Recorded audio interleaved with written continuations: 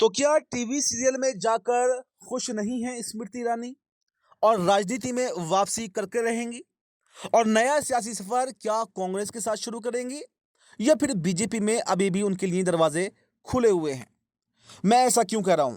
दरअसल एक निजी चैनल को दिए गए इंटरव्यू में स्मृति ईरानी से जब सवाल पूछा गया कि क्या आपने राजनीति को अलविदा कह दिया है, क्या आपने राजनीति से संन्यास ले लिया है, तो उन्होंने साफ कर दिया कि 49 साल की उम्र में कौन संन्यास लेता है, कौन राजनीति को अलविदा करता है।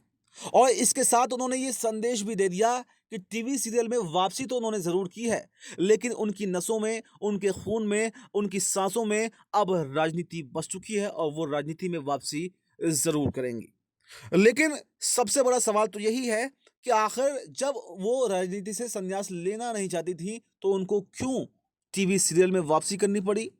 सबसे बड़ी बात तो यह है कि उन्होंने इंतजार किया। 2024 का चुनाव हारने के बाद में 1.5 साल तक वो ये सोचती रही कि आखिर कोई बड़ी जिम्मेदारी उनको दे दी जाए।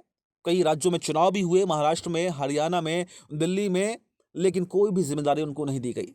यानी स्वेच्छा से वो राजनीति छोड़कर नहीं गई हैं, वो अभी भी राजनीति करना चाहती हैं, लेकिन जब कोई जिम्मेदारी नहीं मिली तो उनके पास में कोई रास्ता नहीं था, कोई ऑप्शन नहीं था। इसलिए मजबूरीवश उनको जो है टीवी सीरियल में वापसी करनी पड़ी, क्योंकि इतने बड़े पद पर रहने के बाद में, इतनी बड़ी कमान संभालने के बाद में, मंत्री पद बनने के बाद में कभी ये नहीं देखा गया कि टीवी सीरियल में या छोटी जगहों पर राजनेता वापसी करते हुए दिखाई दें। और इसके अलावा कई सारी भावनात्मक बातें भी उन्होंने की, क्योंकि जब से टीवी सीरियल में उनकी वापसी हुई, उनको शायद ये उम्मीद थी कि बीजेपी के बड़े नेता उनकी सराहना करेंगे, उनको रोकने की कोशिश करेंगे, लेकिन ना तो बीजेपी में उनको रोकने की कोशिश की गई और ना ही कोई बड़ी जिम्मेदारी की उम्मीद दिलाई गई।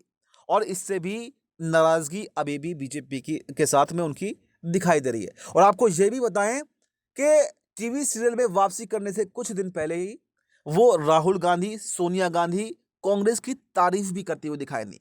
यानी टीवी सीरियल में जाते जाते, जाने से पहले उन्होंने एक नया दरवाजे पर दस्तक दे दी कि वो आने के लिए तैयार हैं अगर कांग्रेस तैयार उनको लेने के लिए हो जाए।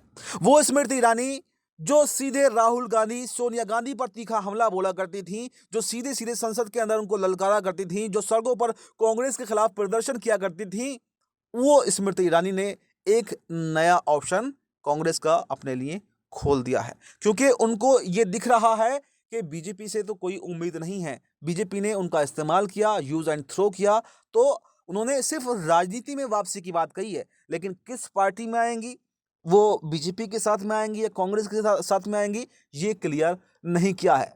वो अगर चाहती तो ये क्लियर भी कह सकती थी कि अगर मुझे बीजेपी कोई जिम्मेदारी देने के लिए तैयार हो जाए तो मैं आने को तैयार हूं, लेकिन उन्होंने किसी भी पॉलिटिकल पार्टी का नाम नहीं लिया, सिर्फ राजनीति में वापसी का उन्होंने कहा कि वो आने के लिए तैयार है। 49 में कोई रिटायरमेंट नहीं लेता है। ये बहुत बड़ी बात उन्होंने कह दी है और बहुत बड़ा संदेश भी दे दिया है और एक नाराजगी भी उन्होंने दिखा दी है। ऐसे में अब सवाल ये बनता है कि क्या मोदी शाह अब स्मृति ईरानी को मनाने की कोशिश करेंगे? क्योंकि अगर स्मृति ईरानी कांग्रेस में चली गई तो वो मोदी शाह के, बीजेपी के बड़े राज खोल सकती हैं, बड़ा काला चिट्टा खोल सकती हैं। ये बात का डर भी कहीं ना कहीं बीजेपी वालों को है। तो सवाल ये बन रहा है कि क्या वाकई यहाँ पर स्मृति ईरानी बीजेपी में आ सकती हैं या फिर कांग्रेस ही उनके लिए एकमात्र विकल्प अब बचा हुआ है? क्योंकि जिस तरह से स्मृति ईरानी ने अपने जो इंटरव्यू में बयान दिया है, उसमें एक भी बात ऐसी नहीं है जिसमें वो बीजेपी को अच्छा बताती हुई दिखाई दे रही हो। तो देखना दिलचस्प रहेगा कि आखिर स्मृति ईरानी का अगला कदम क्या होगा। क्या जल्द ही वो टीवी सीरियल को छोड़कर राजनीति में वापसी करेंगी और कांग्रेस के साथ में सियासी सफर शुरू करेंगी, या फिर मोदी शाह उनको मना लेंगे और बीजेपी ही उनका असली गढ़ रहेगा?